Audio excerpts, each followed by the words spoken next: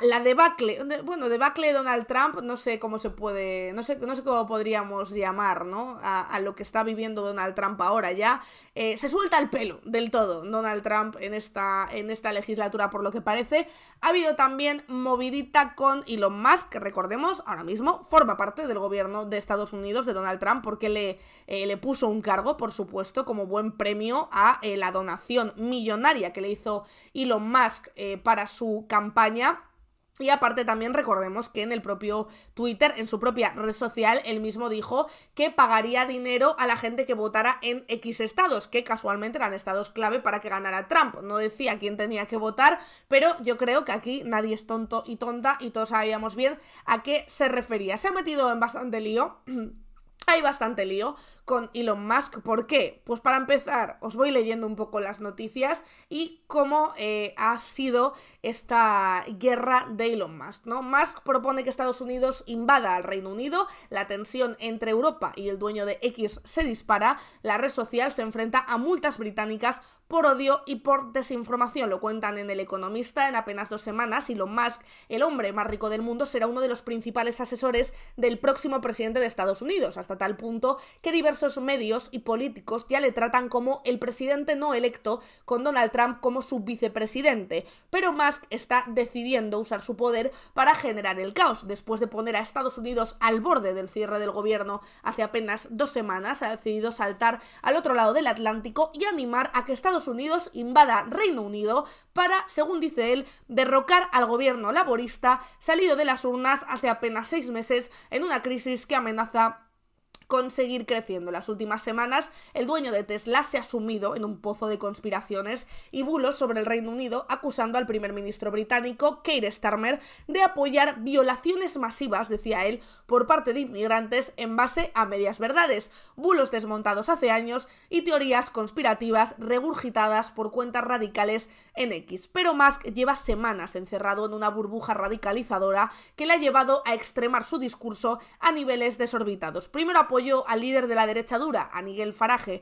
Después tachó a Farage de blando y pasó a apoyar a Stephen Jackson Lennon, alias Tommy Robinson, un criminal encarcelado por sus conexiones con bandas radicales cercanas al nazismo. Este lunes pedía directamente que Estados Unidos le declarara la guerra a Reino Unido y que invadiera el país, miembro fundacional de la OTAN y aliado histórico del gigante norteamericano, para derrocar, decía, al tiránico gobierno laborista elegido por los británicos hace apenas 6 meses. Mientras tanto, Musk está haciendo campaña a favor de partidos de derecha radical en toda Europa, empezando por Alianza por Alemania, por el que ha pedido el voto de cara a las próximas elecciones germanas. Este mediodía, el presidente de Francia, Emmanuel Macron, lanzaba una advertencia sobre las tendencias intervencionistas del magnate. Hace 10 años, ¿qué pasaría, decía, si nos hubieran dicho que el propietario de una de las redes más grandes del mundo apoyaría un nuevo fenómeno internacional reaccionario e intervendría directamente en las elecciones, incluso en Alemania?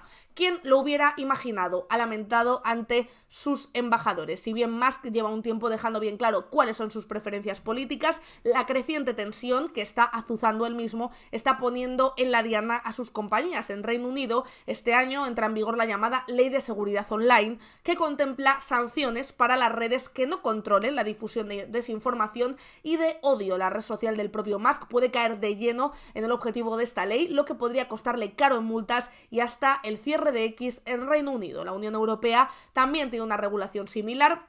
Y si Musk se dedica a convertir en enemigos a los primeros ministros y presidentes de los principales países de la Unión, podría enfrentarse a sanciones igual de graves. A eso se suma que la cercanía de Musk con Trump y su posición tan prominente en la política estadounidense le convertirían en una diana ideal para responder a los posibles aranceles que Trump intente imponer sobre estos países. A esto se suma el enfriamiento de las ventas de Tesla, la principal compañía de Musk. La automovilística anunció la semana pasada su primera caída de ventas en 10 años, pese al recorte de sus precios. El riesgo al que se enfrenta la firma es que Musk haya manchado a la marca, convirtiendo sus coches en un símbolo de derechas, rechazado por las personas que estén en desacuerdo con las políticas del empresario de origen sudafricano. De hecho, ahora mismo comprarse un Tesla pues seguramente no tiene el significado que tenía hace unos cuantos años. El primero, como decíamos, que se ha puesto en contra y que le ha plantado cara a Elon Musk ha sido Emmanuel Macron. Aquí también leemos en F las declaraciones que dio el lunes, después de conocer esas declaraciones en las que Elon Musk decía que Estados Unidos debería invadir Reino Unido, o sea, ya lo que nos faltaba, sinceramente. Emmanuel Macron acusa a Elon Musk de apoyar una internacional reaccionaria en un mundo en desorden. El presidente francés acusó el lunes a Elon Musk de apoyar una nueva internacional reaccionaria y de interferir en las elecciones de otros países, como Alemania. Decía esta frase que hemos dicho antes, de que hace 10 años, si nos hubieran dicho que el propietario de una de las mayores redes apoyaría una nueva internacional reaccionaria, ¿quién se lo habría imaginado? Bueno, pues es lo que pasa por reaccionar tarde, ¿no?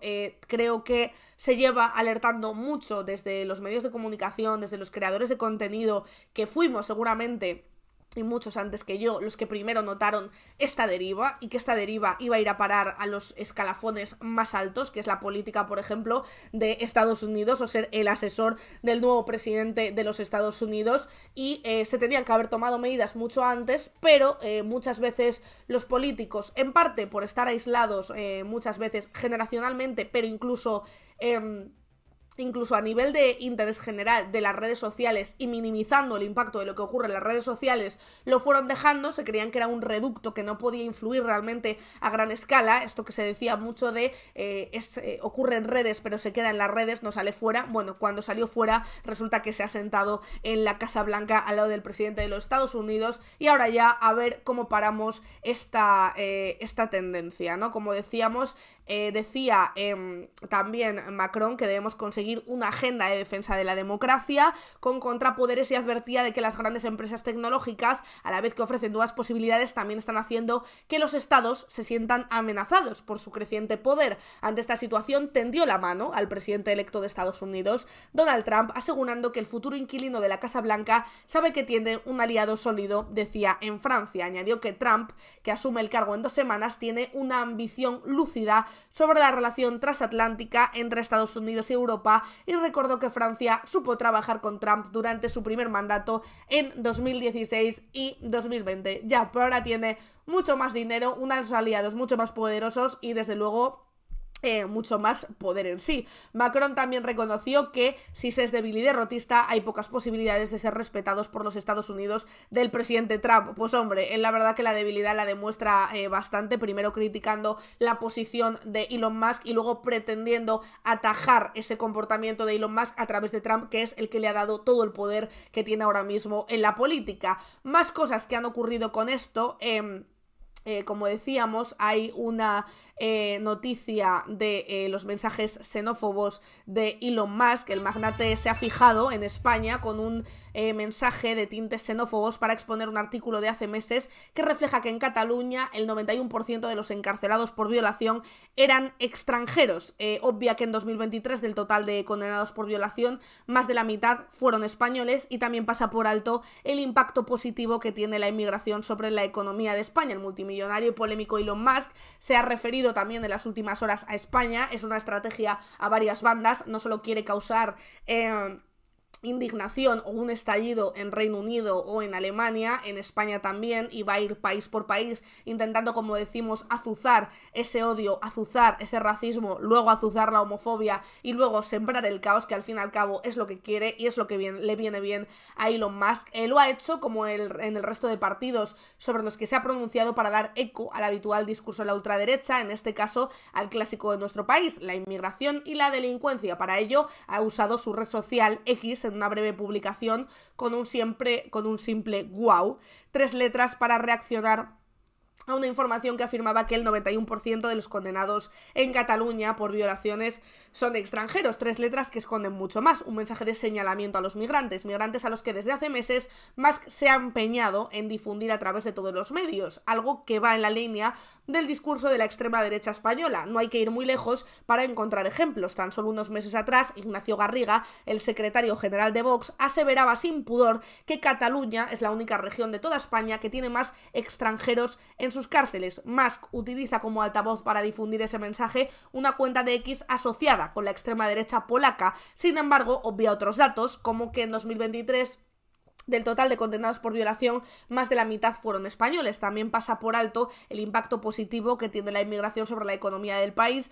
como expresó en una intervención a finales del mes de octubre el ministro de Economía, Carlos Cuerpo. Además, a nivel internacional, las reacciones, como decimos, no se han hecho esperar y el principal enemigo ahora mismo de Elon Musk es el líder laborista británico Keir Starmer, que se ha sumado a las críticas contra Musk y le ha acusado de fomentar la desinformación y el odio. Aquí vimos un titular que llamó bastante la atención ayer, que era como, vale, nos hemos caído de un guindo ahora. Macron, Starmer, Storr y Lindner advierten de que Musk es un peligro para la democracia. Ya lo era hace tiempo, lo que pasa que hubo gente que no lo supo ver. Y como todo el mundo se está preguntando y a mucha gente le ha pillado esto de sopetón, ¿no? Y de repente ha visto el escándalo de las violaciones en Reino Unido, perdón, ¿de dónde ha salido esto? Es verdad que era una red de hombres migrantes que fue ocultado por el gobierno en su momento de Reino Unido. Pues en el diario.es hay un artículo que dice que hay detrás del escándalo de violaciones de Reino Unido que Musk ha utilizado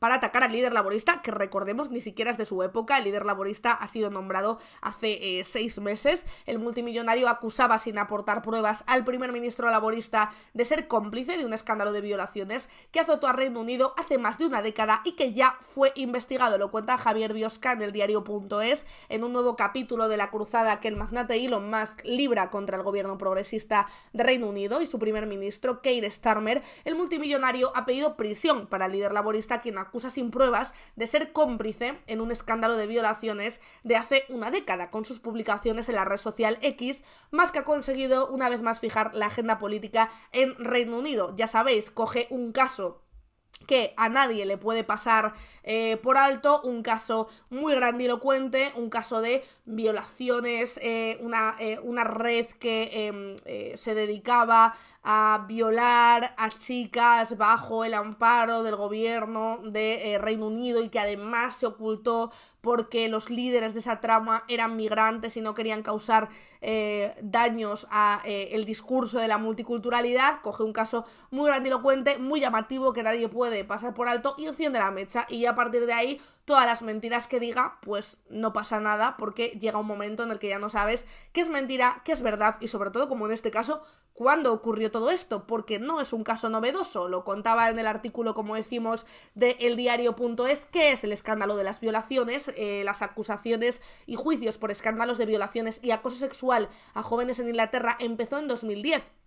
Y el número de víctimas se eleva a miles. Las ciudades de Rochdale, Oldham y Rotherham estaban en el centro del escándalo. Una investigación de 2014, elaborada por la académica Alexis Jay y encargada por el gobierno, concluyó que había alrededor de 1.400 menores, según un cálculo conservador, que habían sido explotadas sexualmente entre el 97 y 2013 en Rotherham, principalmente por redes de personas de origen pakistaní. En 2022, Jay concluyó en el informe definitivo que el problema del acoso sexual a jóvenes era endémico en Inglaterra e hizo 20 recomendaciones para solucionar el problema. ¿Cuál era el papel de Starmer entonces? Keir Starmer fue el máximo responsable del servicio de la Fiscalía de la Corona entre 2008 y 2013, el principal organismo para llevar a cabo investigaciones judiciales criminales en Inglaterra y en Gales. El servicio de la Fiscalía de la Corona fue criticado por su papel en algunas investigaciones sobre violaciones